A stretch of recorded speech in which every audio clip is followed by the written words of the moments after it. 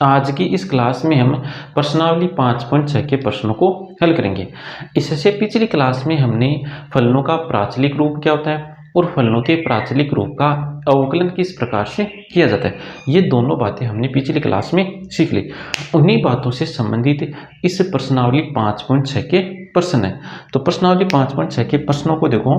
प्रश्न संख्या 1 से 10 तक में अक्ष तथा y दिए समीकरणों द्वारा एक दूसरे से प्राचलिक रूप में संबंधित हो तो प्राचलों का विलोपन किए बिना dy बाई dx ज्ञात कीजिए। यहाँ पर हमें प्रश्नों में फलनों का प्राचलिक रूप दे रखा है। अब हमें t का मतलब प्राचल का, यहाँ पर प्राचल क्या है t, तो हमें प्राचल का ये जो प्राचल t दे रखा है इसका विलोपन नहीं करना है, विलोपन नहीं करना है।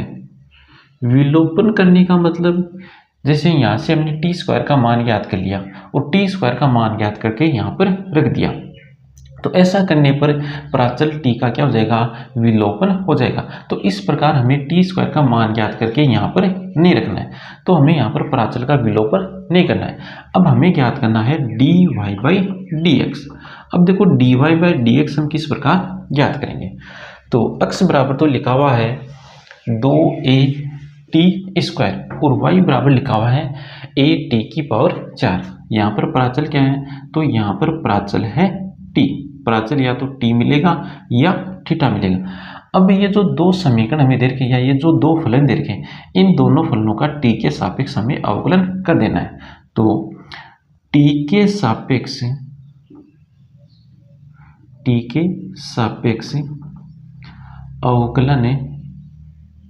करने पर, t के सापेक्ष अवकलन करने पर, तो t के सापेक्ष अवकलन कर दो इसका। तो पहले तो t के सापेक्ष अवकलन करो इसका, तो आ जाएगा dx बटा dt बराबर 4at। अब इसका t के सापेक्ष अवकलन कर दो, तो dy बाई dt बराबर 4at क्यूब। अब हमें क्या ज्ञात करना है, हमें ज्ञात करना है dy बाई dx। तो हम dy और dx दोनों में dt का भाग देंगे, तो dy में भी dt का भाग दे दिया और dx में भी किसका भाग दे दिया, dt का। अब देखो dy बाई dt का मान कितना है, तो dy बाई dt का मान है 4at क्यूब और dx बटा dt का मान क्या है, तो dx बटा dt का मान है 4at।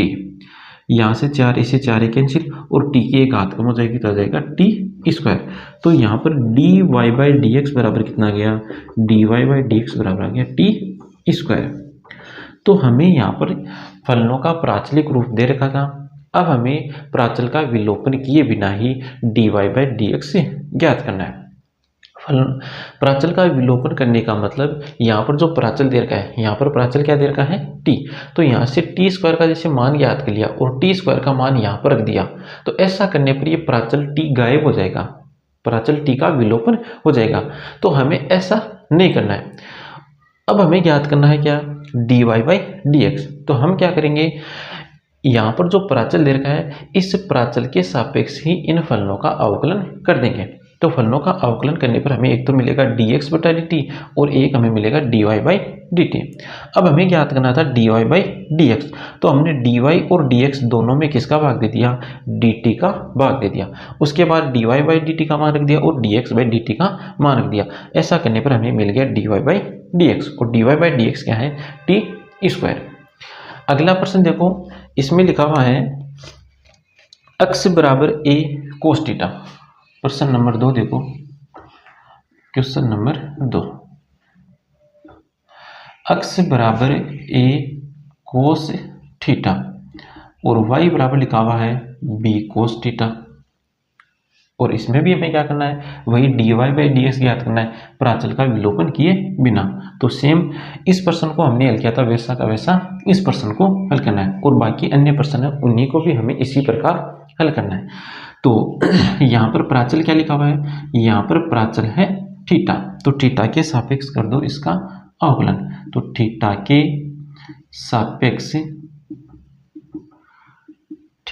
सापेक्ष अवकलन करने पर, थीटा के सापेक्ष अवकलन करने पर। तो पहले तो थीटा के सापेक्ष अवकलन कर दो इसका, तो आ जाएगा डी एक्स बटा डी थीटा बराबर ए, और कोस थीटा का थीटा के सापेक्ष अवकलन हो जाएगा माइनस का साइन थीटा।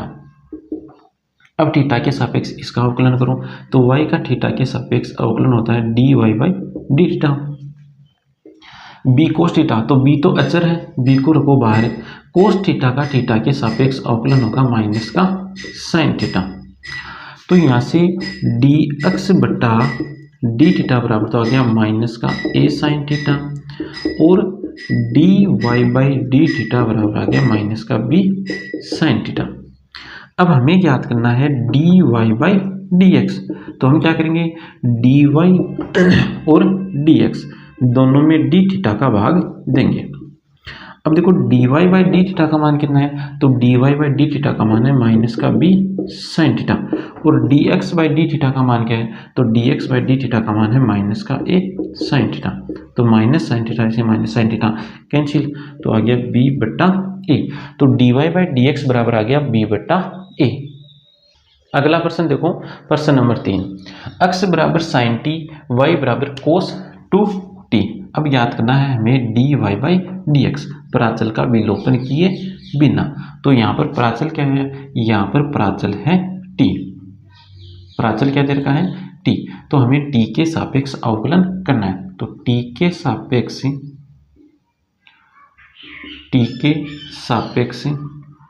अवकलन करने पर, t के सापेक्ष अवकलन करने पर, तो t के सापेक्ष अवकलन करते हैं। देखो तो x का t के सापेक्ष अवकलन होगा डी एक्स बटा डी टी, साइन t का t के सापेक्ष अवकलन होगा कोस t,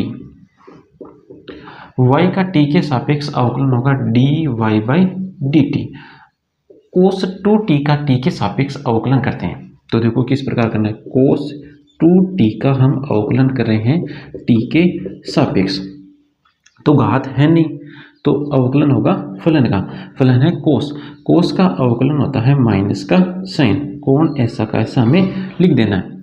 उसके बाद हमें अवकलन करना है कोण का, तो कोण में है 2t, तो 2t का अवकलन करेंगे हम t के सापेक्ष, तो अचर तो आ जाएगा बाहर। अब t का t के सापेक्ष अवकलन करेंगे, तो t का t के सापेक्ष अवकलन होता है 1, तो 2t का अवकलन कितना आ जाएगा, 2 आ जाएगा, तो गुणा में कितना आ गया 2, तो कोस 2t का अवकलन होगा माइनस का 2 साइन 2t। तो d y by d t बराबर आ गया माइनस का 2 साइन 2t। अब हमें क्या याद करना है, d y by d x, तो लिखो d y by d x बराबर डी वाई और डी एक्स दोनों में डी टी का भाग दे दो, तो d y by d t बटा d x by d t. D y by d t का मान कितना है, तो d y by d t का मान है माइनस का 2 साइन टी, बट्टा d x by d t का मान है कोस टी, ये आ गया d y by d x. अगला प्रश्न देखो, x बराबर 4t और y बराबर है 4 बटा टी, वही प्रश्न है, प्राचल का विलोपन किए बिना d y by d x याद करना है। तो सेम इसी प्रकार प्रश्न को हमें हल करना है। तो प्राचल देखो यहाँ पर क्या लिखा हुआ है, तो यहाँ पर प्राचल है t, तो हमें t के सापेक्ष अवकलन करना है। तो t के सापेक्ष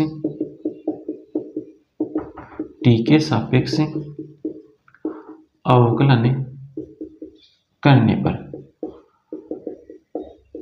t के सापेक्ष अवकलन करो तो x का t के सापेक्ष अवकलन होता है dx बटा dt।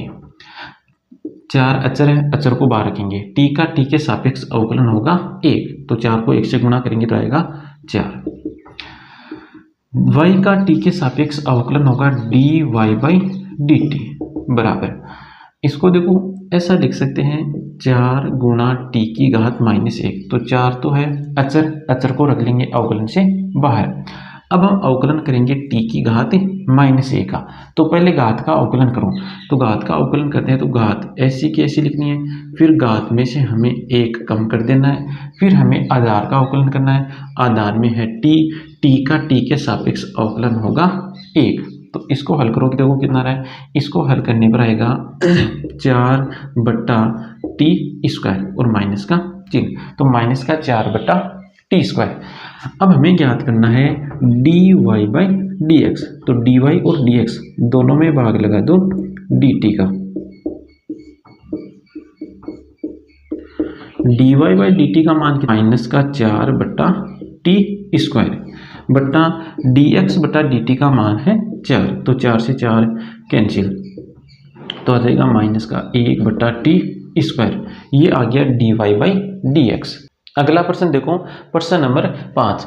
x बराबर cos theta minus cos 2 theta और y बराबर sin theta minus sin 2 theta. तो यहाँ पर प्राचल क्या है, यहाँ पर प्राचल है थीटा, तो थीटा के सापेक्ष अवकलन कर दो इसका। तो थीटा के सापेक्ष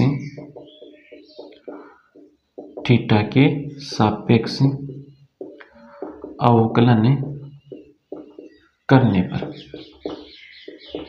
थीटा के सापेक्ष अवकलन करने पर, तो x का थीटा के सापेक्ष अवकलन होगा dx/d theta. Cos theta minus sine 2 theta का अवकलन करते हैं, तो कोस थीटा का अवकलन होगा थीटा के सापेक्ष माइनस का साइन थीटा, माइनस यहाँ पर देखो इसका अवकलन करेंगे कोस 2 थीटा का, तो घात है नहीं, फलन का अवकलन करो, फलन है कोस, कोस का अवकलन होता है माइनस का साइन, कोण ऐसा का ऐसा लिख देना है। फलन का अवकलन करने के पश्चात हमें अवकलन करना है कोण का, कोण में है 2 थीटा, 2 थीटा का थीटा के सापेक्ष अवकलन होगा 2। तो dx/d थीटा बराबर आ गया, ये प्लस का पद बन गया, तो प्लस वाले पद को पहले लिख लो, तो 2 sin 2 theta minus sine theta.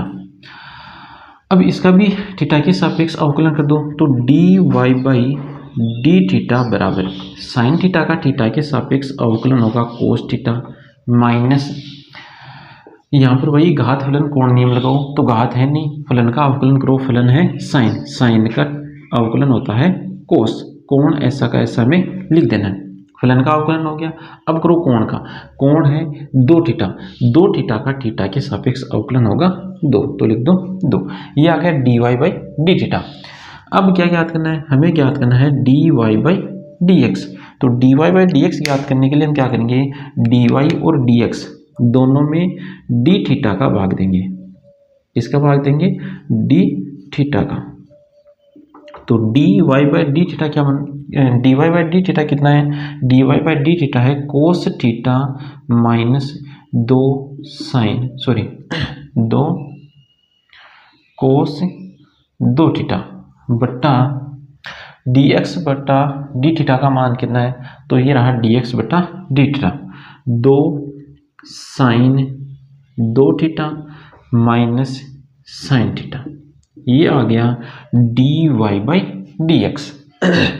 अगला प्रश्न देखो, इसमें लिखा हुआ है x बराबर a गुणा थीटा माइनस साइन थीटा और y बराबर a गुणा 1 प्लस कोस थीटा। तो ऐसा तो हमने एक उदाहरण भी किया था। तो यहाँ पर प्राचल देखो क्या है, यहाँ पर प्राचल है थीटा, तो प्राचल के सापेक्ष हम कर देंगे इसका अवकलन।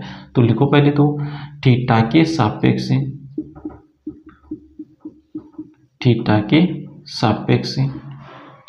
अवकलन करने पर, थीटा के सापेक्ष अवकलन करने पर, थीटा के सापेक्ष अवकलन करो, तो x का थीटा के सापेक्ष अवकलन होगा dx/d थीटा।